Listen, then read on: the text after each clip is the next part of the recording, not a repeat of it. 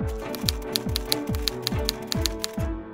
going to be talking about the UN Convention on the Rights of People with Disabilities all day today. And so my job is to, in about 10 minutes, try to give you a context to put this discussion into.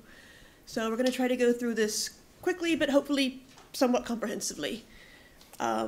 So we've talked a bit about it, but the UN CRPD is just the most recent of a set of human rights conventions.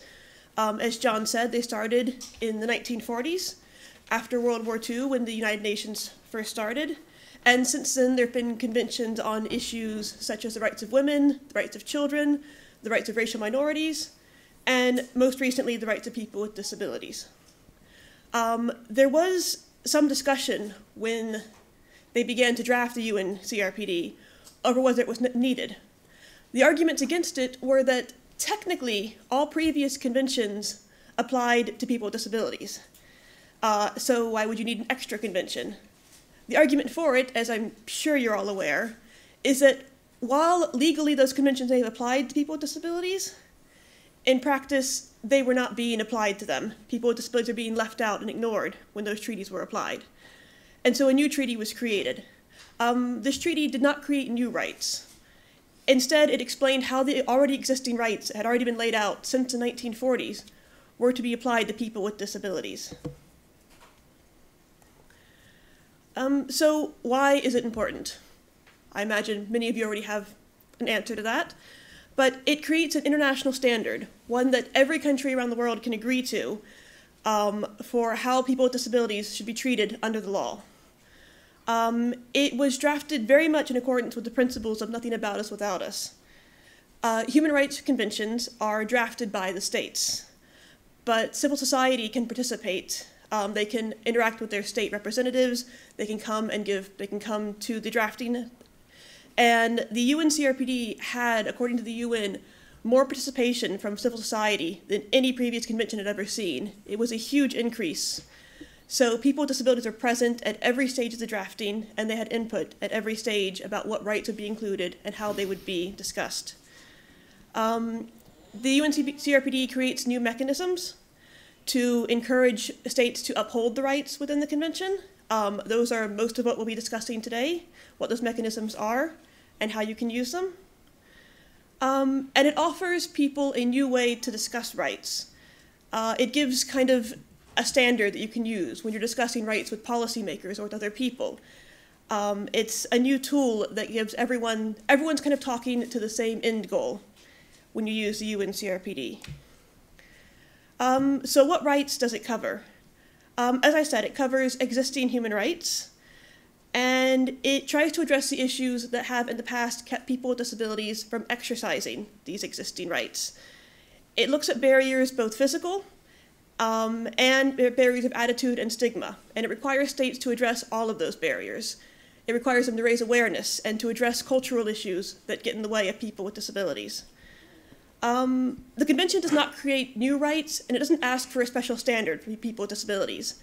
When you read over the convention, what you often see is the phrase, on an equal basis with others, employment on an equal basis, education on an equal basis. It asks nothing more than that people with disabilities be treated at the same standard as everyone else in society. It covers a broad range of rights. It covers what people might consider big rights, health, education, independent living, but it also addresses what you might think of as smaller rights, like the right to go to the cinema or the right to engage in sport. Those are also covered in there. While they may seem smaller to some people, to other people, that could be the most important thing in the world, the most important thing in their lives. And the convention recognizes that and tries to address those areas. So where is Ireland on the convention? So as Gary mentioned, Ireland signed the convention in 2007, making Ireland one of the very earliest signatories. It was one of the first days it was open for signatures. While that is a good start, Ireland has yet to ratify the convention. Ireland is now the last state in the EU and one of the last states in the world not to have ratified the convention. So it's worth talking about what ratification would mean. Ratification would basically, a convention goes through kind of 3 steps. It gets drafted, a state signs the convention, And signing means, okay, this convention looks good to us. We agree with everything that's in it. We're going to work on getting up to the standard. After that, a state ratifies. When they ratify, they say, right, we've talked it over. We're really committed to this. We are now promising we are going to uphold this standard. So Ireland has signed it. They said it looks good, but they haven't committed to promising to uphold that standard yet. Ratification does not create an overnight change, obviously. Even once the promise is made, the state must be held to that promise.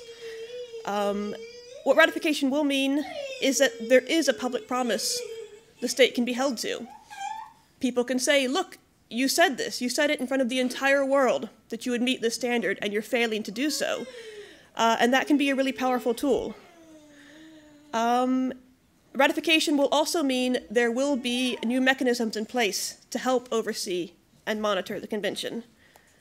One of those mechanisms, which Monica mentioned, is the implementation and monitoring framework, which we'll be discussing a lot today.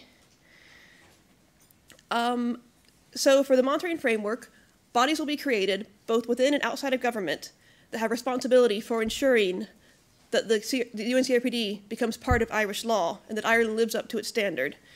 In the Republic of Ireland, the bill to create these bodies is still in bill form, so there could be changes. But at the moment, it's likely the Department of Justice will be the body in government responsible for implementation. Outside of government, the body most responsible will be the Irish Human Rights and Equality Commission. So they will be an independent body that will work with civil society to monitor the Irish government's progress, and to report on what kind of progress it's making or failing to make on the convention. And it's that tool, along with other tools such as the committee and shadow reporting, that will be mostly discussed today. So I just hope this has helped all of you have a sort of context to put today's discussions in, and thank you.